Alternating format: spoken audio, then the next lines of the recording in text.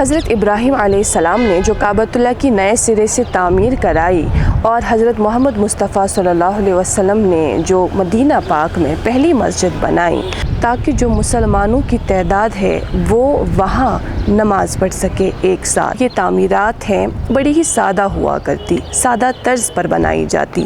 وقت گزرنے کے ساتھ ساتھ جب دین اسلام باقی ممالک میں پھیلتا گیا تو وہاں کے تمدن اور ثقافت کا ایسی تعمیرات پر بھی براہ راست اثر پڑا، اور ایسا صرف مساجد اور خانقاہوں میں ہی ہمیں نظر نہیں آتا. یہ وقتاً فوقتاً ہر دور میں ہمیں دیکھنے کو ملتی، چاہے مسلم پیریڈ ہو، چاہے وہ ہندو پیریڈ ہو، چاہے وہ بدھسٹ پیریڈ ہو. ان دوروں میں ہم نے الگ الگ طرز تعمیر دیکھی. اس کے ساتھ ایک انسان کی عقیدت وابستہ ہوتی ہے، یہ فیتھ کا معاملہ ہوتا ہے. ہمارے یہاں کشمیر کی اگر ہم بات کریں تو مسلم ایرا سے پہلے بھی جو یہاں کی تعمیرات ہوتی تو اس کی طرز و تعمیر کو دیکھ کر ہمیں خود اندازہ ہوتا یہ کس دور کی ہے. اور عموماً یہاں پر دیکھا جاتا کہ پتھروں سے ہی یہاں کے مندر تعمیر ہوتے. یہاں کا مارتن ٹیمپل ہی لیجئے جس میں ہمیں باقاعدہ گریک طرز و تعمیر کے اثرات دکھتے. البیرونی جو کہ پرشین اسکالر ہیں وہ اپنے دور میں 11ویں سینچری میں یہ ریکارڈ کرتے ہیں. کشمیر کے حوالے سے انہوں نے تفصیلاً کہا کہ یہ پہاڑوں سے گھیری ہوئی ایک ایسی وادی ہے کہ یہاں کے لوگ خود اس کی پہریداری کرتے ہیں، کسی کو بھی یہاں اندر آنے کی اجازت نہیں دیتے. یہاں تک کہ جو غزنوی امپائر ہے وہ بھی کشمیر میں داخل نہ ہو سکے. یہاں صرف ایک دو فارینرز ہی آیا کرتے، وہ بھی جیوز. بیرونی کی وفات کے 1 صدی بعد کشمیر میں پہلی مسلم کمیونٹی اسٹیبلش ہوئی. رنجن شاہ جو یہاں کا پہلا مسلم بادشاہ تھا، جو پہلے بدھسٹ تھا اور اس کے بعد کنورٹ ہوا مسلم بنا، وہ تقریباً 2 سال تک حکومت کر سکا. اور ان 2 سالوں میں زیادہ ترقی تو نہیں ہو سکی، زیادہ طرز و تعمیر کی اور فوکس نہیں گیا، لیکن وہ اپنے دور میں صرف ایک مسجد اور ایک خانقاہ ہی بنا سکے. دلی سلطنت کے 1 صدی بعد کشمیر کے دروازے کھلنے لگے تمام بڑے صوفیوں کے لیے، کاریگروں کے لیے، شاعروں کے لیے، تاجروں کے لیے جو فارسی زبان بولتے تھے. تو اس طرح سے یہاں کشمیر میں فارسی زبان کا، فارسی ثقافت و تمدن کا اچھا خاصا اثر رہا. ہمارے یہاں کے طرز و تعمیر میں ہم نے عروج دیکھا. جو یہاں کی مساجد بنتی، خانقاہ بنتے، وہ لکڑی کے بنتے اور پوری کاریگری کا مظاہرہ ان پر ہوتا. چونکہ مغلوں کے آنے سے پہلے یہاں پر زیادہ تر لکڑی سے ہی کام لیا جاتا، اور اگر آپ مغل دور سے پہلے کی جو تعمیرات ہیں انہیں دیکھیں تو اس میں آپ کو زیادہ تر نظر آئے گا کہ وہ لکڑی سے ہی بنی ہوتی ہے. لیکن جب مغل دور یہاں شروع ہوا تو پتھروں سے بھی کام لینے لگے. ایک طرف سے خانقاہ دیکھیے، اس کی طرز و تعمیر دیکھیں، بناوٹ دیکھیں، اور دوسری جانب پتھر مسجد دیکھ لیں اور اس کی بناوٹ دیکھ لیں. پتھر مسجد خود اس بات کی اور اشارہ کرتے ہوئے کہ وہ پتھروں سے بنی ہے، یا ملا آخند مسجد جو آپ دیکھتے ہیں وہ بھی، اس میں بھی پتھر کا استعمال ہوا ہے. آج ہم جس جگہ موجود ہے یہ ہوٹل مینجمنٹ کا ایک بہت بڑا انسٹیٹیوشن ہے. ہم یہاں اس غرض سے آئے ہیں کہ ایک کتاب کی رسم رونمائی ہوئی، اس کتاب کا براہ راست تعلق ہمارے یہاں کے ثقافت، تمدن اور ہمارے یہاں کی جو بلڈنگز ہیں 14 سینچری سے لے کر 19-20 سینچری تک جو بھی طرز و تعمیر ہے ان تعمیرات کے حوالے سے پوری طرح سے اس ایک کتاب میں درج ہے.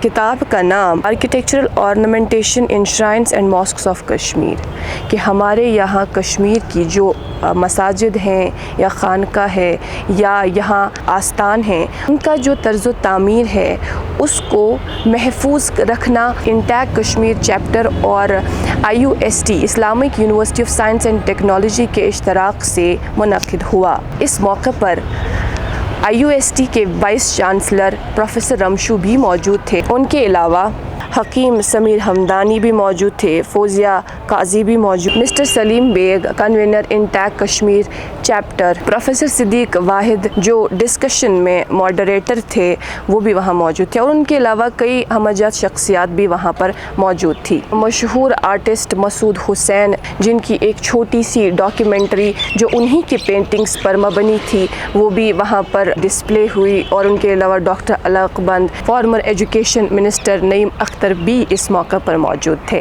یہ کتاب بنیادی طور پر یہ وقت ہے کہ بہت دیر سے آئی ہے۔ یہ کتاب یہاں کی جو زیارات ہیں خانقاہ ہیں ان میں عبادات کا تو ایک سلسلہ ہے ہی جو ہم جاتے رہتے ہیں، ایک اہم پہلو ان کا ہے ان میں جو آرٹ ہے وہ آرکیٹیکچر ہے۔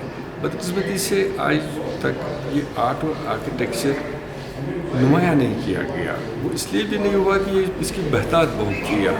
ہم نے خانقاہ شاہ ہمدان سے شروع کر کے یہ پایا کہ خانقاہ شاہ ہمدان میں جو کشمیر میں پچھلے 500 سالوں میں بہترین کام آرکیٹیکچر اور آرٹ میں ہوا ہے وہ اس خانقاہ میں آپ دیکھ پائیں گے۔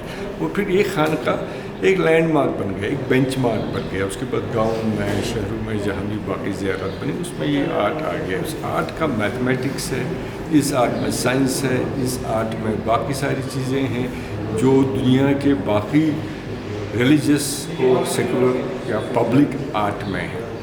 اس میں کمی اس چیز کی اس طریقے سے ڈاکیومنٹ نہیں کیا گیا تھا۔ تو ڈاکیومنٹیشن کا فائدہ صرف یہی نہیں ہے کہ ہم پرزرو کرتے ہیں یا دکھاتے ہیں، یہ کیا ہے، ڈاکیومنٹیشن کا فائدہ یہ بھی ہے کہ آپ ایک پروسیس کو انڈرسٹینڈ کرتے ہیں یا انٹروگیٹ کرتے ہیں پروسیس کو کہ ہم نے یہ جو بنایا یہ ہمارے پاس کہاں سے آیا اور ہم نے اس کو کیسے ڈیل کیا یا ہینڈل کیا اور اپنے یہ کشمیری طرح اس کو کیسے دے۔ یہ کتاب بنیادی طور پر یہی چیزیں دکھا رہی ہے۔ اس کتاب میں جو اہم کام انجام دیا ہے وہ فوٹوگرافس کے ذریعے سے دیا گیا ہے، اور اس میں بہت بڑا کنٹریبیوشن قاموس بخاری کا ہے۔ اس میں ڈرائنگز بھی ہے جو طاہا مغل کی ہے۔ انٹیک چیپٹر کشمیر جو پچھلے 25 سالوں سے جو اسی ثقافت اور تمدن کو تحفظ فراہم کرنے کے لیے کام کرتی آئی ہیں، انہی کے ذریعے سے یہ ایونٹ یہاں پر منعقد ہوا۔ دراصل آج یہ کتاب جو ریلیز ہوئی اس پر یہ 2004 سے کام کرتے آئے ہیں، اور آج یہ خواب شرمندہ تعبیر ہوا۔ جب ہم اس کتاب کو دیکھتے ہیں تو پوری طرح سے ہمارے ذہنوں میں یہ خاکہ بنتا ہے کہ یہ کتاب دراصل کس وجہ سے بنی ہے۔ ہمارے یہاں کے جو تعمیرات ہے، ہم مان کے چلتے ہیں جو دستگیر صاحب کا آستان ہے وہ کچھ سال قبل جب وہاں آگ لگی تھی تو خود دیکھا ہوگا آپ نے کہ کس طرح سے لوگ تب سڑکوں پہ جمع ہوئے اور عورتیں رو رہی تھی۔ اس کے ساتھ ایک عقیدت وابستہ ہوتی ہے لوگوں کی۔ تو یہاں انٹیک کشمیر چیپٹر کے پاس جو پوری طرح سے پرانا طرز و تعمیر موجود تھا، جو انہوں نے پریزرو کیا تھا اور اس کی ڈرائنگز بنائی تھی، وہ وہاں نئے سرے سے تعمیر کرنے کے لیے استعمال میں لائی گئی۔ تو اللہ بچائے اگر آگے اس طرح کے مزید واقعات پیش آتے ہیں تو انسان کے بس میں نہیں ہوتی۔ ہم جانتے ہیں کہ کشمیر 3 F's کے لیے بڑی مشہور ہے، فلڈ، فیمائن اور فائر، اور آگ کی واردات دن بدن ان میں اضافہ ہو رہا ہے۔ جب تعمیرات لکڑی کی بنی ہو اور وہ بھی تب جب وہ تعمیرات جو بہت پرانی ہو تو ظاہر سی بات ہے ان کو نئے سرے سے تعمیر کرنا اور وہی ٹیکسچر بخشنا، تو آخر پر یہی کہہ سکتے ہیں کہ بہت بڑا کنٹریبیوشن رہے گا آنے والے دنوں میں اس کتاب کا، جس کی آج رسم رونمائی ہوئی، ہمارے یہاں کے آرکیٹیکچر، ہمارے یہاں کے پرانے طرز و تعمیر کو تحفظ فراہم کرنے کے لیے۔ فی الحال ابھی کے لیے اتنا ہی۔ کیمرہ پرسن ہلال شاہ کے ساتھ میں اقراء خون، کشمیر لائیو کے لیے۔